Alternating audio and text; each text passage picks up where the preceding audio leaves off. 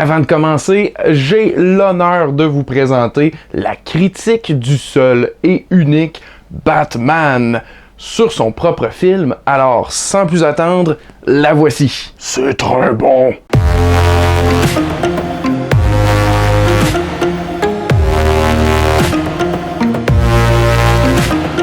Bonjour et bienvenue à Chubby Critique. Aujourd'hui, je donne mon avis sur la version de Zack Snyder de la Ligue des Justiciers, communément appelée Zack Snyder's Justice League, ou pour les intimes, le Snyder Cut. They said the age of heroes would never come again.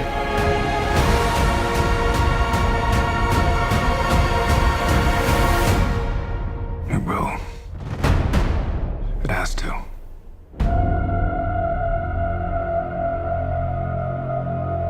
Suite à la mort du puissant Kal-El, alias Superman, Batman doit recruter une variété de justiciers et justicières afin de bâtir une ligue qui sauvera peut-être l'humanité d'une menace encore inégalée. Cette fois-ci dans une version de 4 heures qui représente entièrement la vision de son créateur. Honnêtement, je sais que je suis un peu tardif avec cette critique, mais j'ai tellement aimé mon expérience que je me disais faut que je convainque ceux qui n'ont pas été encore convaincus d'écouter ce film-là en ajoutant ma critique au lot innombrable de critiques qui existent déjà. C'est impressionnant la différence d'impact que ça a eu sur moi entre cette version-ci et celle toute raboutée, comme ordonnée par les studios, faite par Joss Whedon de 2017.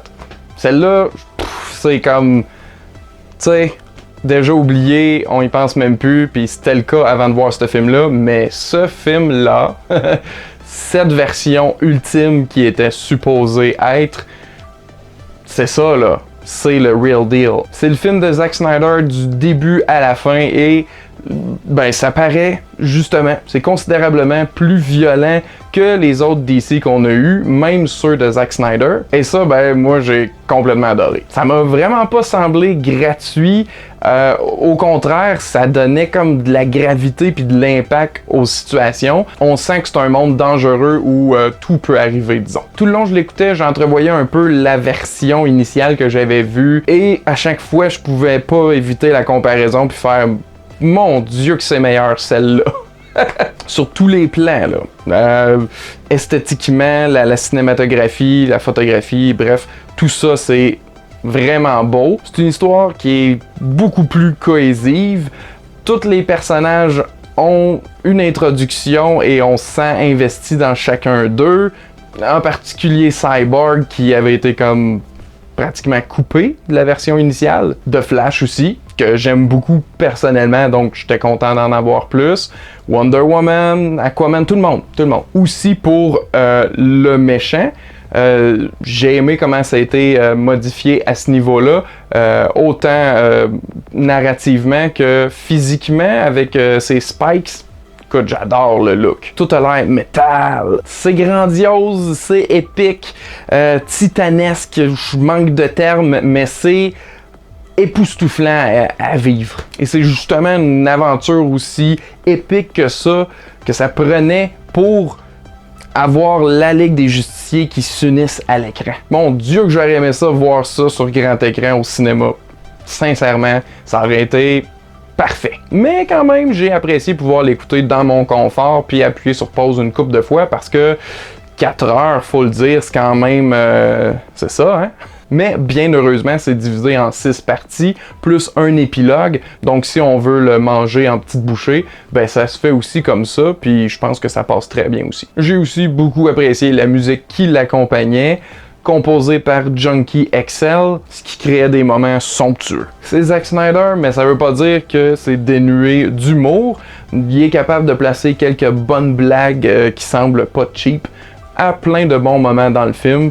Donc, c'est pas juste sombre et violent. C'est l'équivalent de regarder des fresques de musée, mais bouger avec du son, puis ouais, c'est ça. Un film, bref. Mais tout un, j'aurais vraiment aimé que ça continue, comme plusieurs, je présume, parce qu'il y a plein de petites pistes qui sont lancées pour 2 autres films, je pense, qui avaient été prévus dans toute cette histoire-là. Mais honnêtement, j'y croyais pas au Snyder Cut, v'là vraiment pas longtemps. Donc, on peut toujours espérer que Restore the Snyderverse fasse son travail. Mais même si on n'a pas de continuité, c'est tellement plaisant d'avoir la version qui était supposée. En tant que spectateur, c'est nettement un film meilleur, mais aussi je suis tellement heureux pour Zack Snyder qui ait pu nous donner sa version réelle. Et avoir su, j'aurais attendu parce qu'apparemment, sa vraie version réelle, c'était en noir et blanc, qui est comme sorti quelques jours après. Ça m'aurait vraiment pas déplu d'écouter cette version-là à la place. Je sais pas si je vais faire ça dans l'immédiat, là, je penserais pas, tu sais. Mais j'ai tellement aimé le film que si jamais je peux mettre la main sur une copie physique, puis en plus, par la bande, avoir une version noir et blanc, oui, là j'irai pour la réécoute. Si vous êtes un fan de super-héros, vous devez voir ce film-là, absolument. Il n'y a pas de doute là-dessus. C'est comme un devoir, là. Ça a tellement marqué l'histoire du cinéma que ça se doit d'être vu. Et au-delà de ça, ben c'est divertissant. C'est pas 4 heures de slow motion puis de musique triste, là. Il y a d'autres choses dans tout ça. Bref, c'était mon message d'intérêt public.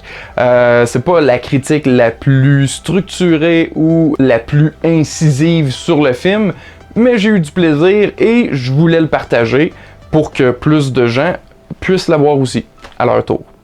C'est ça. Et vous, prévoyez-vous l'écouter, la Zack Snyder's Justice League?